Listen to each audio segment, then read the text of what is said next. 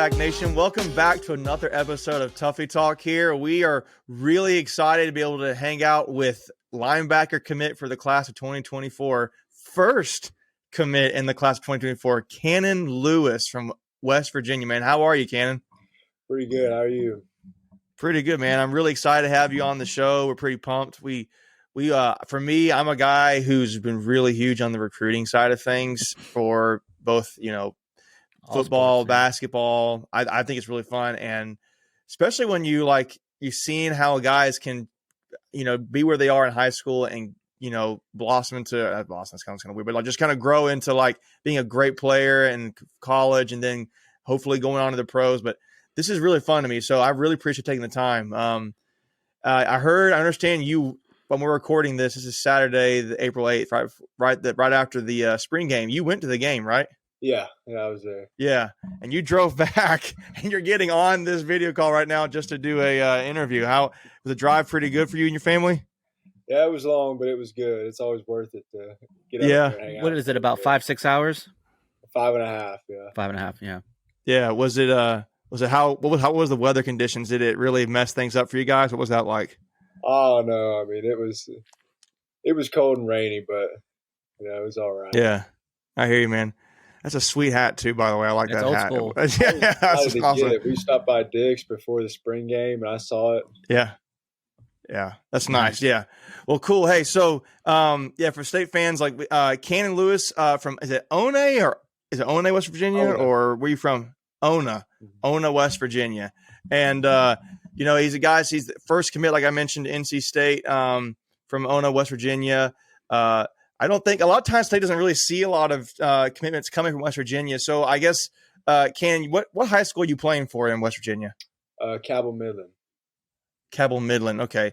And what was, I guess, your time there? What does that look like? How you've kind of grown into the player you are now. What's that been like for you? Well, it's been an adventure. I didn't play linebacker. I actually kind of ended up there on accident. Yeah. I wasn't there when they had established position groups. I just kind of wandered on over to where the linebackers were standing my freshman year, and just kind of picked up on it and gained a little bit of weight. And my coach, Coach Salmons, he knows Tony Gibson.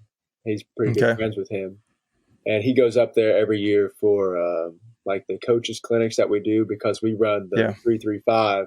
Just like NC State does. Mm-hmm. Okay. While he was showing him film, Tony was asking him, who's that? And they were kind of interested. And so it just kind of started from there. And I've been talking to Tony for 2 years now. So yeah, he started. That's awesome. Yeah, I'm curious because with that, what have you heard of what he thought about you on film? What stood out to him what caught his eye with you? No, I didn't ask too many questions. I was just excited. Yeah. No, I got you. That's pretty sweet. I guess what has the competition been like for you there at Cabell Midland, and how has that made you your team, and how have they performed over the years since you've been there? Well, as the competition side, always spend your earlier years getting beat up by the 18 and 19-year-olds on the scout team. So I think that helped out a lot, though. You got to get used to getting beat up on and hit a little bit. But, we always have a lot of talent at our school. I think we're the second or first biggest in the state. Okay. And we're kind of a football program. We're not a big basketball school or anything like that. We have football. And so, it's expectation is always very high, so there's always a lot of competition and a lot of winning gets done. So I'm glad to be a part of that. That's cool. Yeah. So I guess with that, so you mentioned you were recruiting there, so you were playing there, and you got upcoming season for Cabell Midland. Is that something that's going to be? What's the competition looking like for you this upcoming season? Within my position group, or just Like I guess in general, like yeah, like Greg. for like city, city championship, state championships, like I mean, kind of like what the predictions are looking like for your squad. okay, yeah. It's going to be hard. We always stack our schedule up, and we don't like it to be blowouts. Aren't very fun, anyways. But no, No. we play. Yeah. Our conference is probably the toughest in the state, Mhm. and last year was kind of disappointing. We lost a few games where we thought we should have won, and a few things didn't go our Yeah. way, and so we'll see all those guys again. And we scheduled an out of state team. I don't know if you know who Ironton, Ohio is. No. Well, they do a classic game every year, like an Ironton Classic, where they bring somebody down. And this year it's us, and we don't know where we're gonna. We might play that game somewhere else and do like a neutral site game. So it'll be pretty cool. We got some teams coming down from up north, some of the bigger schools up there. Cool. So it'll be interesting to see how it all comes out. Yeah, that's cool. You're playing some teams from sounds like from out of state too. That's cool. With your team, do you play strictly linebacker? Or do you play both ways?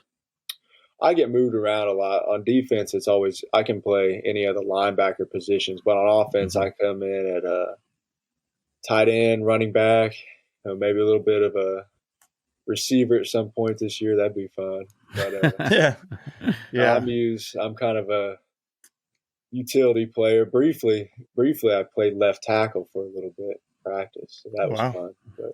So it sounds like to me, though, when you're talking that linebacker has really been the position for you.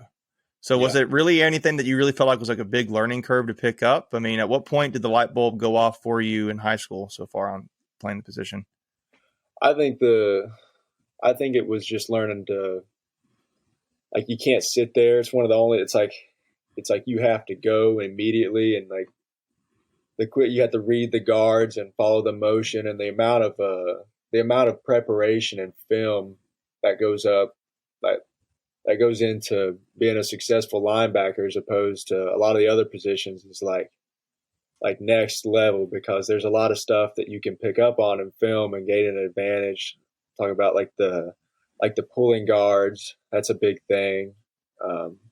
Some teams run a lot of motion to certain places, and I know if we get trips right or trips left, and we can look for this certain pass or this certain pattern that they like to come out in, or if they line up like an H back or a lead back, that means the seam is coming. So I think a lot of it was just learn like the amount of preparation and what it took to excel there and be successful. So just kind of you just talking through it, it sounds like you're a football junkie. Is that a fair assessment? Yeah, I don't do a lot else. That's cool. So has that you feel like that's kind of setting you up well for when you get into your senior year and then to ultimately to college where the competition is just so much better? Yeah, I think it has. I'm lucky to have a lot of coaches on our staff that's played in college, so they kind of set that standard and that expectation, especially being the middle linebacker. You're the quarterback of the defense. You got to know what's going on. If you don't know what's going on and you can't make the right call according to what the offense comes out in, then you're probably going to get beat. So yeah, I think that's a big part. And if you can be talented and have all the measurables and stuff, but if you're not going to watch the film and sit in the meetings and take all the notes in college, and you're going to get blown away because somebody's going to be faster. For sure. Yeah, man. So I know you're talking about the mental side of things, and that's huge. But I mean, like when you mentioned how you said when you're playing linebacker, you can't just sit there; you got to go. And when I watch your film, from like your 2022 season last year on. Man, you seem like a guy who just flies to the ball and really embraces contact. Is that something that's more mental for you, or is it just something that's innate, like you just gravitate to that kind of level of contact for you? I think it's a little bit of both. Because mentally, you got to be a little bit unstable to play linebacker. You got to you just fly in there and find somebody to take them out. But yeah, linebacker kind of came a little bit more natural. It's like I've never been one to just like kind of sit back and watch like what's going on. I like to get back there and like quickly and just read your keys quick and yeah. I just can't hardly. Well, it's instinctive, right? It's instinctive. It looks like. Mm-hmm. I'm curious. What do you enjoy more, blowing up a wide receiver or a running back? It would probably have to be a running back because I know he's in the backfield and he can see me coming. There's no I wasn't looking or anything. Like he's looking at me and I see him and you just meet him in the hole. I think that's probably the best thing.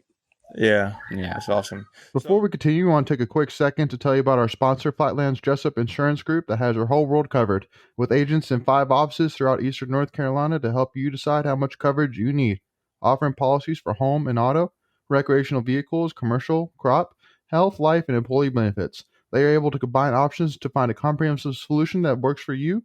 Flatlands Jessup protects the things you love so you can spend less time worrying and more time enjoying them. Find them on Facebook and Instagram at Flatlands Jessup. You can also visit their webpage at www.flatlandsjessup.com. So please make sure to go and check them out. So with that, so you mentioned the recruiting side of things. You had offers. What I can see on online is you got obviously NC State committed there. There's like Toledo, Marshall, Eastern Kentucky. Is there any other offers there, or those are because those are all really good schools? I'm just curious. West Virginia is on there. West Virginia offers. Okay, cool. That's awesome. Yeah, that makes sense. In-state school. So what was the recruiting process like? When did you start getting college interest? I think that was right after my my sophomore season, and I had went to some camps my freshman year, but that was more to just kind of get the feel of what it would be like and what to expect. Sure. Yeah. And but after my sophomore season, I hit the first was WVU, and then after that, they offered there, and that was awesome. And on the way back, I hit Virginia Tech, and that was an experience. That was fun. And then I came back, and I didn't have a lot more camps scheduled, and NC State offered, and I just kind of I don't really want to just started to focus on regular football because once I had been up there, or my high school season, once I had been up there, because I'd been up there before, they had offered a few times. I had kind of had my mindset that if this is what, this is, if this works out, this is where I situation for me, being that Coach Gibson. Cool. And you mentioned that your head coach has a relationship with Coach Gibson, right? Mm-hmm. Yeah. What's that relationship there? Is it just from college days or growing up? What does that look like? I actually have never asked about that. Just somehow he knows him. Yeah. That's cool. I was curious because a lot of times in football, it is those relationships. And I feel like State really does prioritize having strong relationships and a family culture. And I'm curious if you already kind of started to see that a little bit yourself, even being committed, because you're the first guy, you're the first in this class. You're starting to kind of help lead that, recruiting process from a commitment member, I guess, a class member. Have you sensed that already for NC State? Definitely, yeah.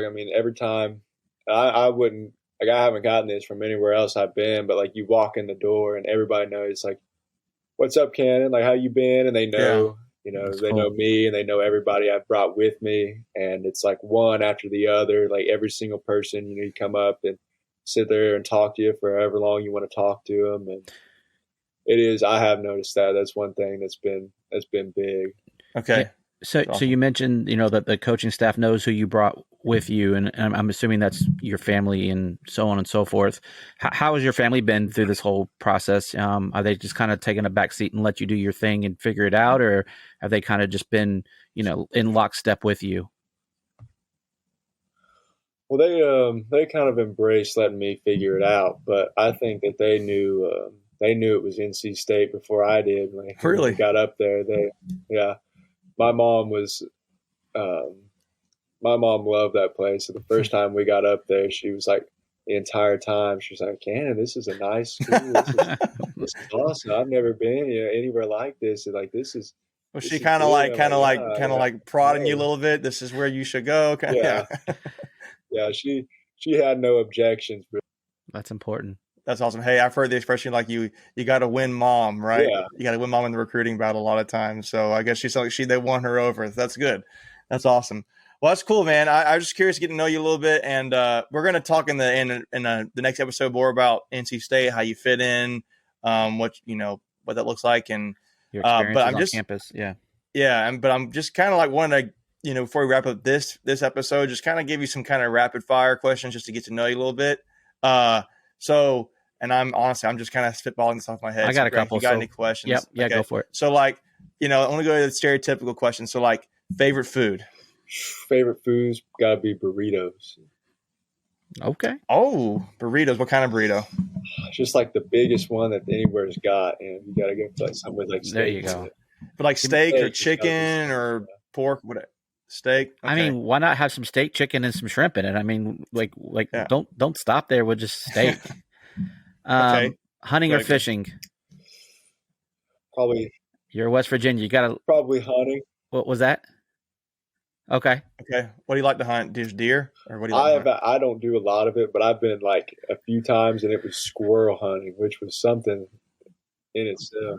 Oh man, that was always interesting. My dad used to talk about me about how when he was younger, he would go and hunt squirrel. And my grandmother would make squirrel stew and that kind of stuff. So that's kind of cool. So then I guess just in general, what do you do in your free time? Maybe it's not a rapid fire question, but what's some fun stuff you like doing? It's a lot of just football. Like I got school. I watch a film. I go from we've already started like early like lifting in the morning as a team, and then after that I get a few of my buddies that are on the team, and we go back and we lift some more, and then you do some school, and then you go to bed and you do it again.